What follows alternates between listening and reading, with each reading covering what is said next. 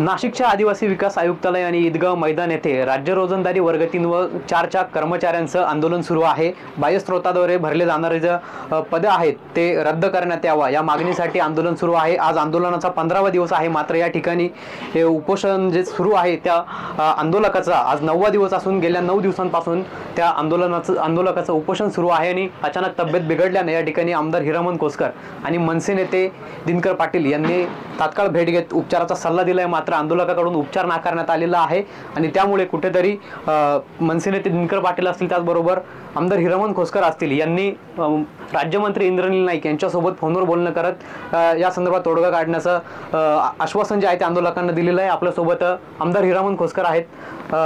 आपण इंद्रनील नाईकांसोबत बोलणं करून दिलंय, नेमकं काय आश्वासन मिळालंय? इंद्रनील नाईक साहेबांनी ते राज्यमंत्री त्यांनी सांगितलं मी राज्यमंत्री आहे, पण जरूर उद्या आपण कुठल्याही परिस्थितीमध्ये याला मार्ग काढू। पण त्याच्या अगोदर 8 दिवसापूर्वी मी आणि झिरवळ साहेब, नितीन पवार आम्ही तिघंजण गेलो आणि सकाळी 7:30 वाजता उपमुख्यमंत्री अजितदादांना भेटलो आणि झिरवळ साहेबांनी सगळी वस्तुस्थिती मांडल्यानंतर त्यांनी अजितदादांनी त्यावेळेस त्यांनी शब्द दिला, त्यांनी परिस्थिती पण सांगितली का या मुलांनी कोरोना काळात काम केलं आहे आणि आजही त्यांच्या मी ज्या शाळेवर तिथं 85-90% ठिकाणी मुलं मेरिट पास झालेले आहेत। आणि दादाच्या लक्षात आलं, दादांनी लगेच त्यांनी सांगितलं की आपण विधान भवनामध्ये जाऊन ताबडतोब आदिवासी विकास मंत्र्याला बोलू। आदिवासी विकास मंत्र्याला बोलवलं, जवळजवळ माझ्या माहितीप्रमाणे 15 आमदार पण बोलवले। नक्कीच आपण सरकारमध्ये आहात, आमदार आहात, लोकप्रतिनिधी आहात। हे उपोषण या ठिकाणी सुरू आहे, राज्याचं आदिवासी आयुक्तालय या ठिकाणी आहे। आपण देखील आदिवासी विभागात मतदारसंघातून निवडून येतात, मात्र गेली 15 दिवस आंदोलक जे आहेत ते आंदोलन करतायत। नेमकं आता त्यांच्या आंदोलनावरती तोडगा कधी निघणार? नाही, उद्या तर कोणत्या परिस्थितीत तोडगा काढावा लागेल, मार्ग काढावा। आम्ही सुद्धा आदिवासी कुटुंबातले मुले, आम्हाला सर्टिफिकेट असल्यामुळे आम्ही सुद्धा 25 आमदार सर्टिफिकेटवर निवडून आले। त्याच्यामध्ये काय आता सगळ्याच गोष्टी आम्ही, परंतु माझ्या माहितीप्रमाणे सगळेच आमदार याच्यासाठी प्रयत्न करत आहे। एक आमदार असा नाही का बा तो प्रयत्न करत नाही। झिरवळ साहेबांनी, अन्न औषध मंत्री झिरवळ साहेबांनी ज्या मिनिटाला बोलवलं त्या मिनिटाच्या दिवशी 10 मिनिटामध्ये 15 आमदार त्या ठिकाणी अजितदादाकडे आले आणि उद्या अजितदादांनी आम्हाला शब्द दिलेला आहे। परंतु उद्या आम्ही आमचा आग्रह धरून ही मुलांची परिस्थिती बघितली। आज 10-15 दिवस झालेले, आज एक मुलगा खोटरे सर अन्नत्याग केलेला आहे। परिस्थिती मी प्रत्यक्ष बघितली, मला अण्णांनी फोन केला, मी मतदारसंघामध्ये होतो, ताबडतोब आलो। तरी आम्हाला उद्या मला मुंबईतच रवाना निघायचं होतं, परंतु अण्णांनी परिस्थिती सांगितल्यामुळं मी लगेच इथं आलो। पण उद्या कुठल्याही परिस्थितीमध्ये अर्थमंत्री अजितदादा, आदिवासी विकास मंत्री, कॅबिनेट मंत्री विखे साहेब आणि राज्यमंत्री इंद्रजित नाईक साहेब आणि CM साहेब या चौघांची भेट घेऊन याला जे काही मुलं तो GR काढला तो रद्द करा। जे मुलं काम करत ते घ्या, काही मुलांचं काही म्हणणं नाही।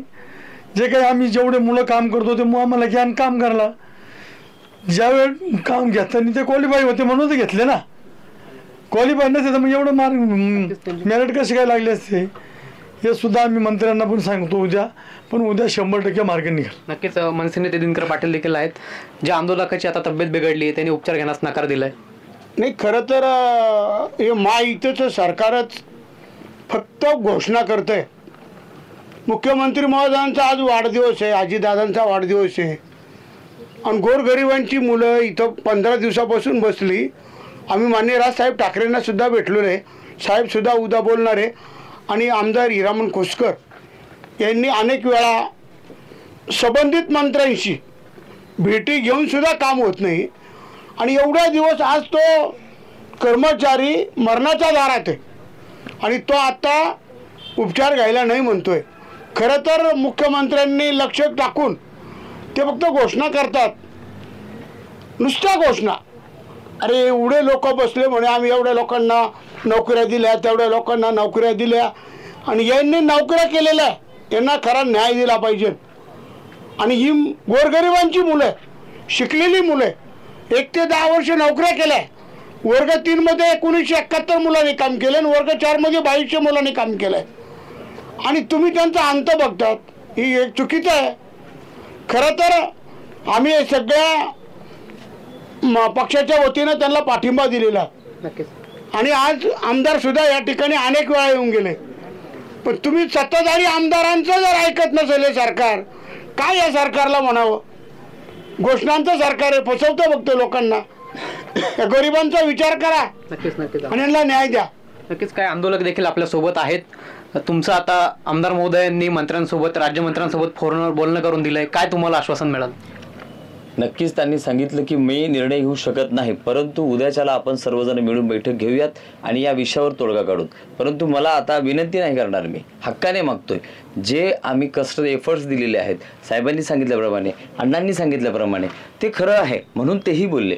आणि म्हणून आमची जी हक्काची गेलेली नोकरी, आम्हाला जे मागील शैक्षणिक सत्रामध्ये कार्यरत होते त्या लोकांना कामावर घेऊन जो 21 तारखेला मे महिन्यामध्ये या 2025 मध्ये काढलेला GR जो आहे तो पूर्णतः रद्द करून आम्हाला शाळेवरती कसं हजर करावं की आमच्या शाळेच्या पहिल्या दिवसापासून 16 जूनपासून कामावर हजर करून आता तात्काळ आम्हाला आदेश द्यावे. नक्कीच खरं तर आपण बघितलं आंदोलकांच्या भावना ज्या आहेत त्या देखील तीव्र आहेत. आम्ही हक्काने मागत आहोत अशा भावना या ठिकाणी व्यक्त केलेल्या आहेत.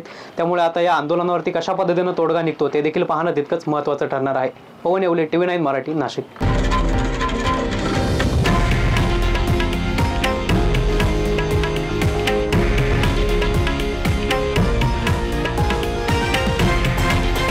हे आहे देशातील नंबर 1 न्यूज नेटवर्क आणि आपण पाहत आहात TV9 मराठी, एकमेव.